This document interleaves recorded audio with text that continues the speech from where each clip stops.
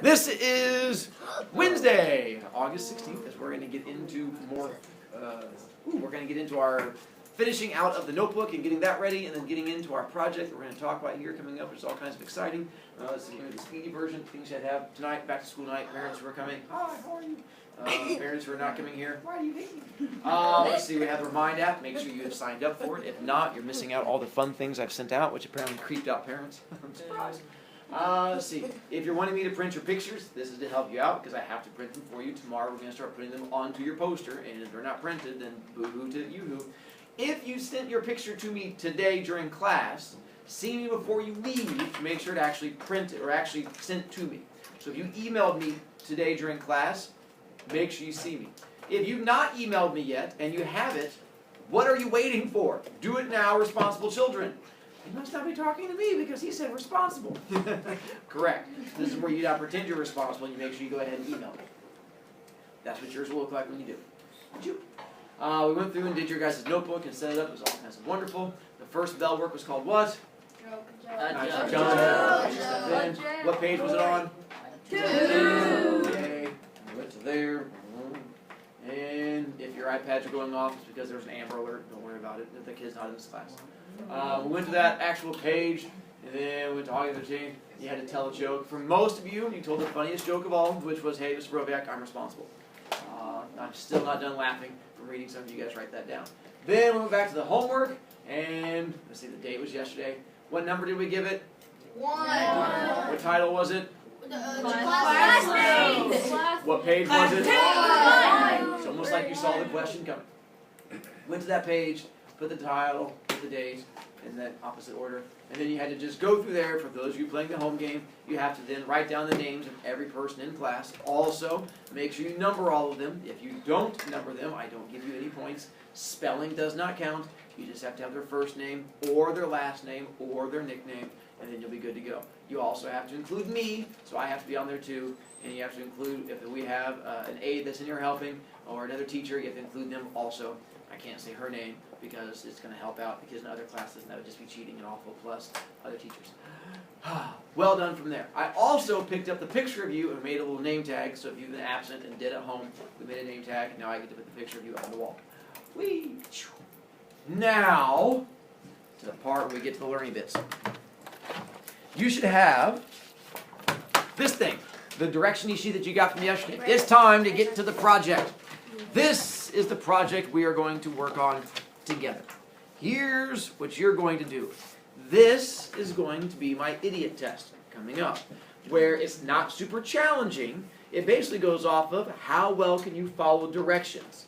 But Mr. Brovicast, you already gave us that. It was the yellow sheet. I know. And a number of you cheated on that by having other people tell you what to do. So now we get to find out how well did you learn. So now you're going to have an actual project where you get up in front of everybody and you have to talk, and we get to judge you on how well you followed directions. You follow directions well, life's going to be happy. You get an A, everyone applauds. You don't follow directions well, you might crash and burn. Maybe actual flames in my eyes? Yes. So, this is going to be a 2-part thing. 1, you're going to be in a group where you're going to be creating a poster. This is where your pictures come in handy. Ooh, poster. You're going to be creating a poster, which, by the way, directions are on here, which, by the way, directions are right behind me if you want to look up there also. And what it says is, for this poster, I'm going to take a picture of your group. I'm going to post it on there. Then, you're going to put pictures on there of things that you enjoy. That's where your pictures come in handy. And so you're not going to leave it in that pic collage. You're going to cut your pic collage apart, cut the pictures off of it, and then glue them onto here to make them look all pretty. You're going to put your name on there. And then you're going to put adjectives on there. Adjectives like big and intelligent and good looking. Or, sorry, I'm describing myself. Or something like that that works for you. You're going to go through there and have adjectives. The reason being, this is going to be posted out in the hallway. It is going to be our friend board, where other people get to see this and find out if they want to be friends with you. And so that way they can walk by and be all creepy-like and be like, ooh, I like dinosaurs and I like pickles also. And they're going to find you, and they're going to find your picture, and they're going to know your name, and they're going to creep on you on Instagram, and it's going to be all kinds of awesome. So you're going to create this in your group. Also, in your group, one other thing you have to do is the 4 of you have to get together and you have to find 2 things your group has in common. But it cannot be something that every group can claim, which means you can't choose, we're all humans, or we're all in English, or we all hate Mr. Broviac. That's something every group can claim. You have to have something like, we all wear glasses, or we all have younger siblings, or we all love Kings Island. Something where other groups might not be able to claim it. Something that shows that you actually worked and thought and came together. So you're going to put that on here too. This is the first part of just doing a little postery bit.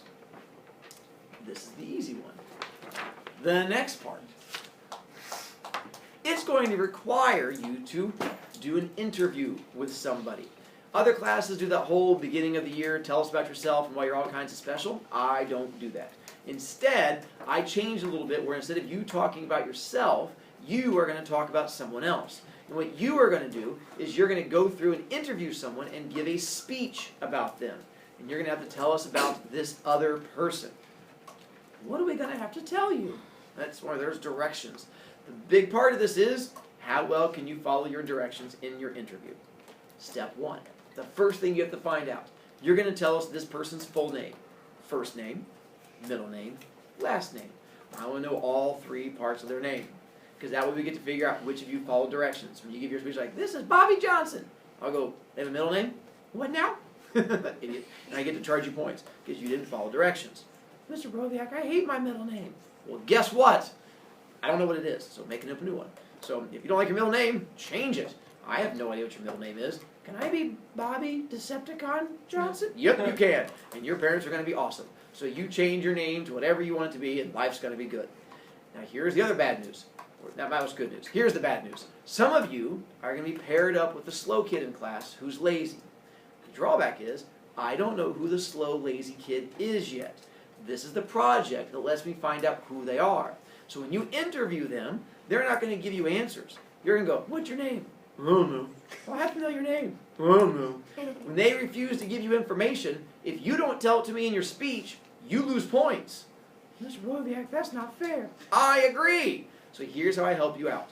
If you're with a slow, lazy kid who refuses to answer, what you get to do is every time they don't answer, you make it up yourself. If they won't do it, you get to do it. So you get to go, what's your middle name? I don't know, Susie, and you just go ahead and write it down. If they don't want Susie as a middle name, next time they shouldn't be lazy. So you get to every time, isn't that called lying? No, that's called creative writing.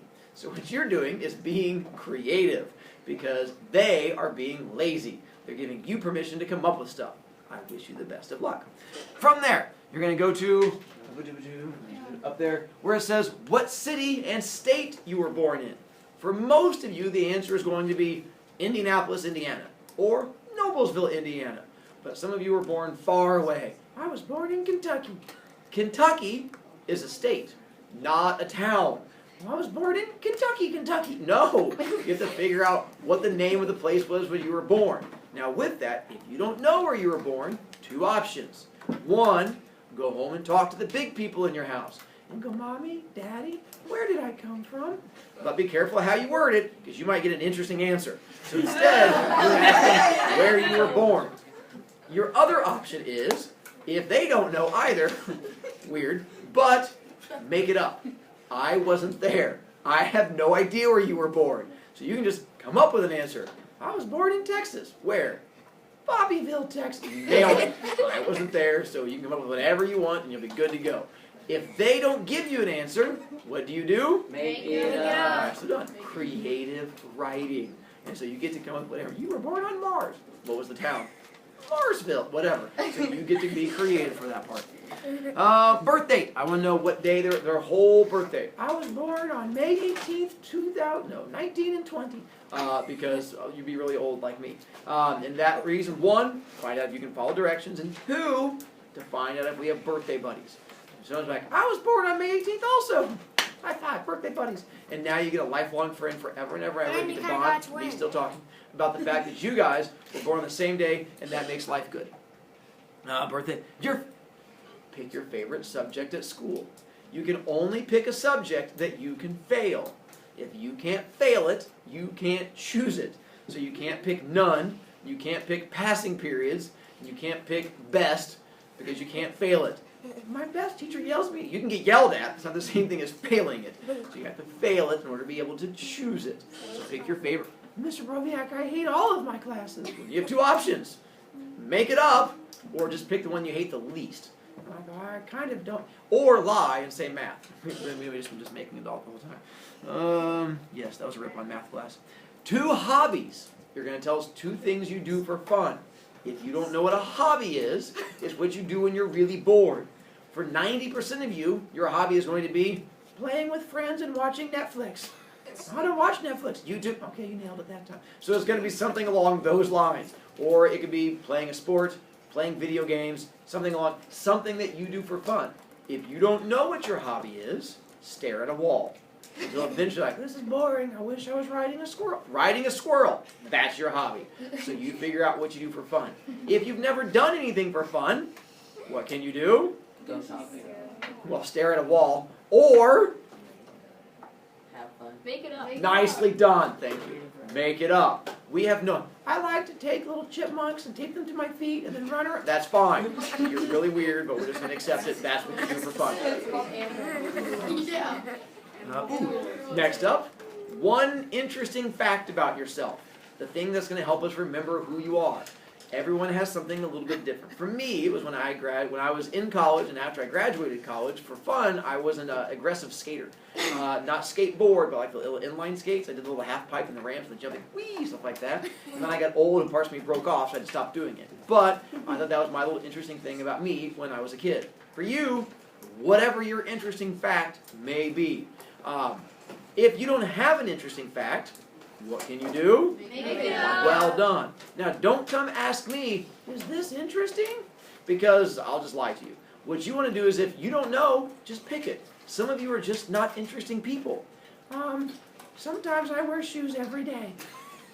Yep, that's not very interesting. But that tells us something about you that you thought that was interesting. So whatever you want your interesting fact to be, this is going to tell us something about you. Let's see, interesting fact. You're going to have to tell us your partner's pictures and adjectives. It just requires you to know what's on there. There's a picture of a car and a church and a guy eating a muffin and a pup. Whatever. You're going to go through and just tell us their pictures. Then you're going to tell us what their adjectives are they use to describe themselves. I'm tall and short and smart and dumb and confused. So something along those lines, you're going to come up with whatever their particular adjectives might be. Then we get to the tough part. These bottom ones right through here. Tomorrow, we're going to get to that part of it, and tomorrow you're going to get your group, and tomorrow you're going to begin the interviews. I need to have your pictures tomorrow. Either you have them and remember to bring them, or you've made sure to send them to me, or you've made sure not to stand up while I can still see you and do horrible things to you because you make me want to cry on the Now, Jacob. side. I'm done with you. Take off.